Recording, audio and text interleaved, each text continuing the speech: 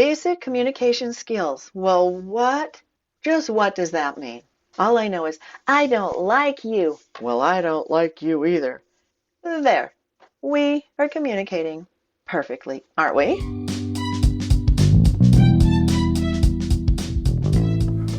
Welcome to the Best Years Podcast. This is Dr. Darlene speaking to Generation X and baby boomers who want more. I'll share power, skills, and tools with you to get your mojo back and love your life. Basic communication requires understanding the definition. I've got textbooks galore in front of me because I teach college, but let me tell you what I've summarized over the years. For me, communication is a flow of understanding. I get you, you get me. It's a flow, I get it. It can be about awful things, we get each other. It can be about great things, we get each other. It can be about how happy I am and you get me.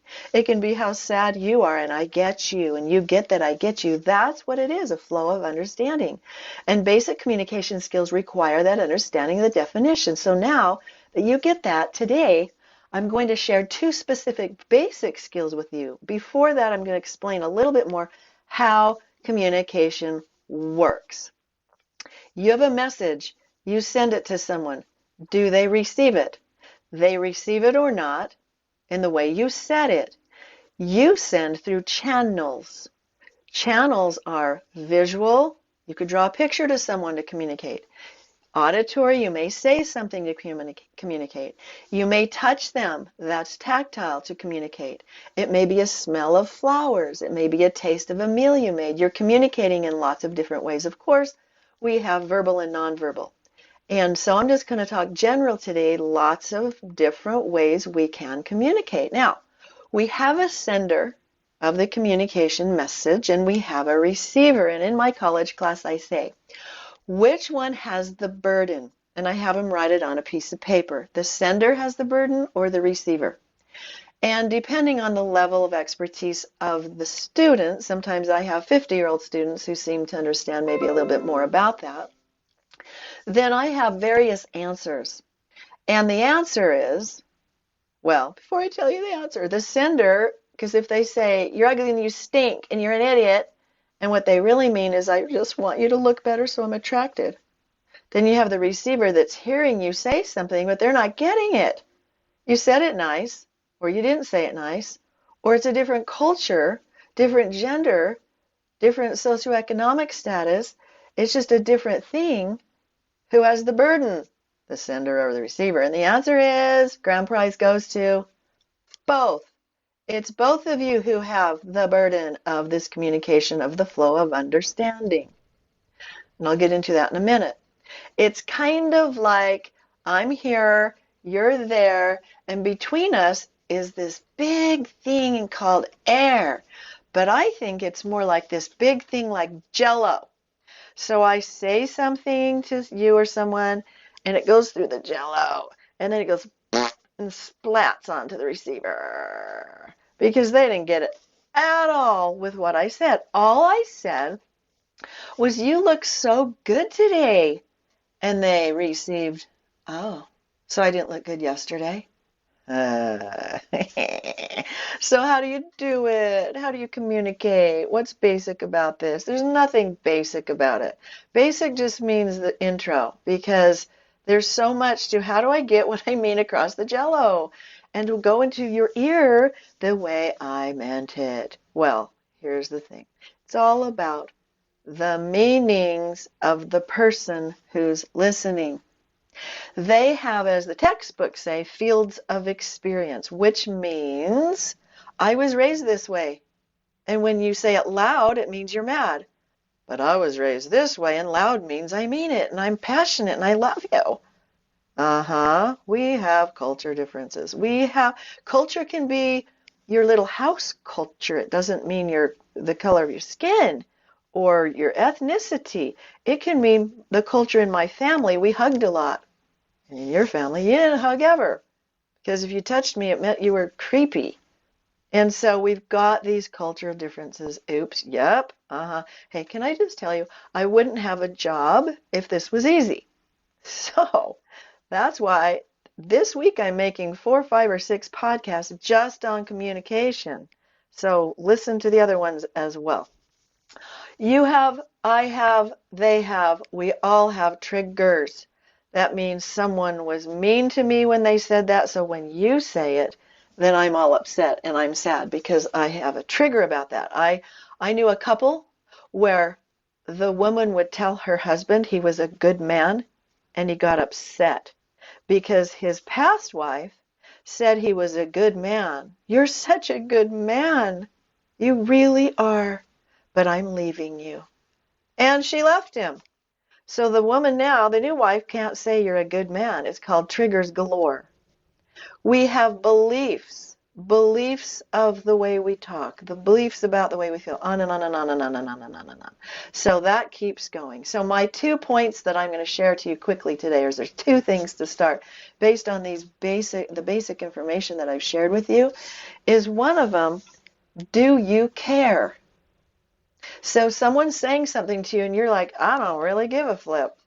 Oh my gosh, I wish you'd say that quickly and give me the short version. Or they might say that too, like, okay, what? They're not listening to you because they don't care. And you know what I say? If someone doesn't care, I ain't telling them.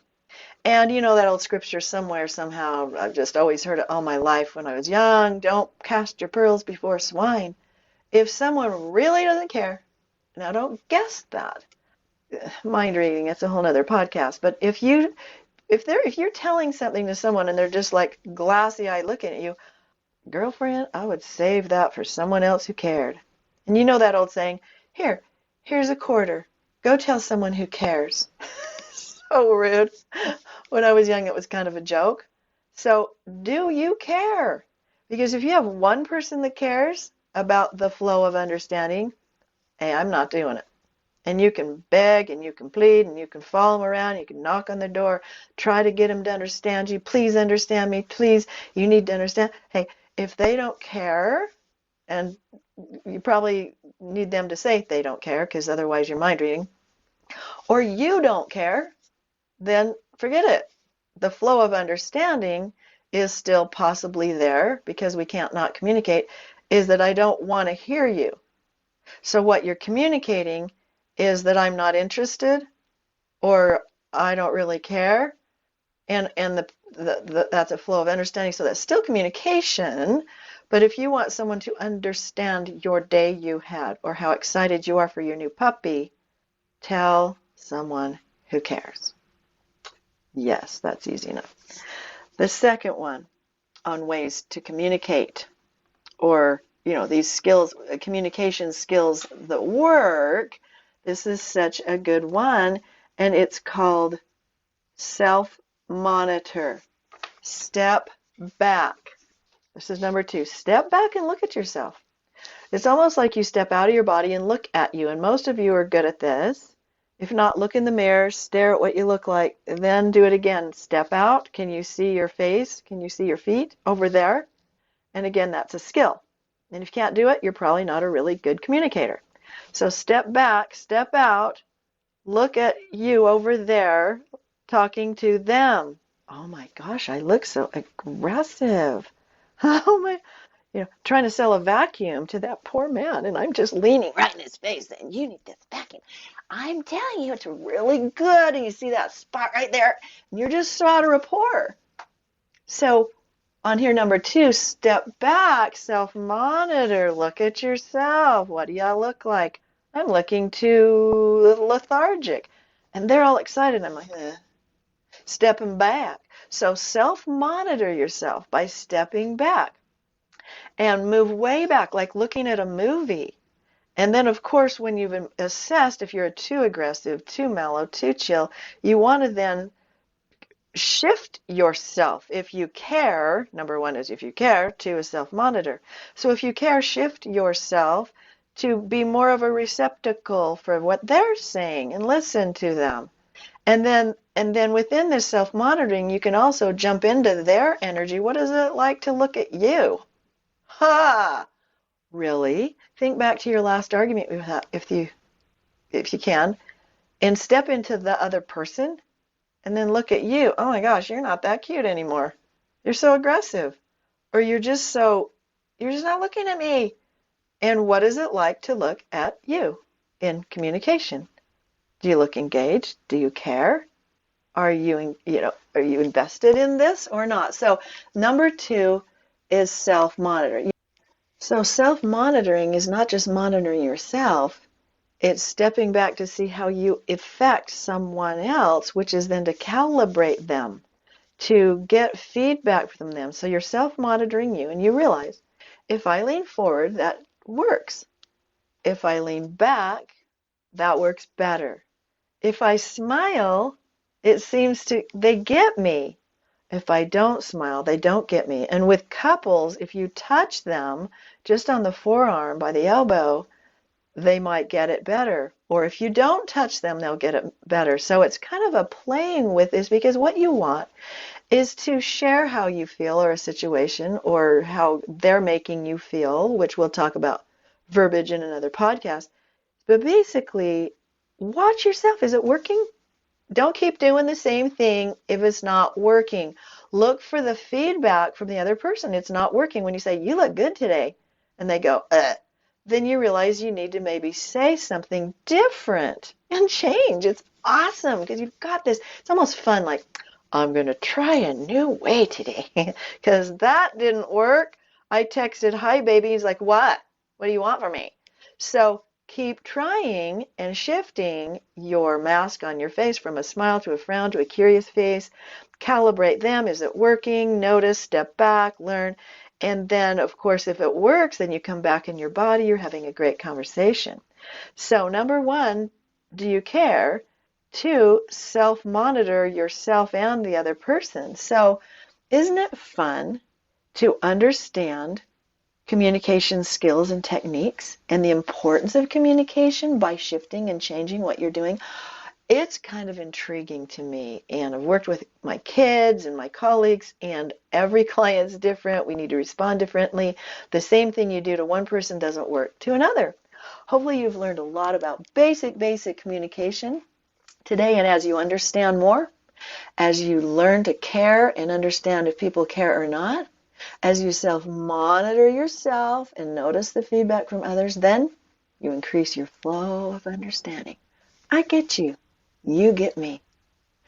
I have much more to come about specifically how. Stay tuned, and please give comments so I can get some feedback from this, and we'll talk soon.